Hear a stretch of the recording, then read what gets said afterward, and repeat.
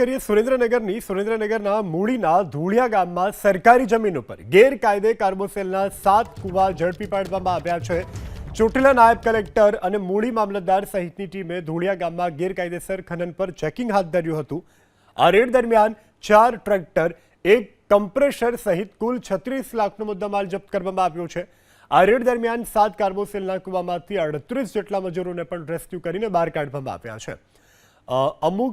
અમકુભાઈ થારેશા, સુનિલભાઈ કુચડિયા અને ભરતભાઈ આ ત્રણેય શખ્સો કરતા હતા ગેરકાયદે ખનન। આ ત્રણેય શખ્સોની સામે ગુજરાત લેન્ડ ગ્રેબિંગ એક્ટ હેઠળ ગુનો નોંધી અને કાર્યવાહી શરૂ કરવામાં આવી છે।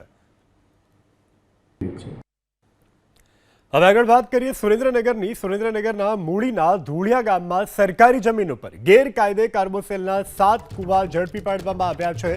ચોટીલા નાયબ કલેક્ટર અને મૂળી મામલતદાર સહિતની ટીમે ધૂળિયા ગામમાં ગેરકાયદેસર ખનન પર ચેકિંગ હાથ ધર્યું હતું।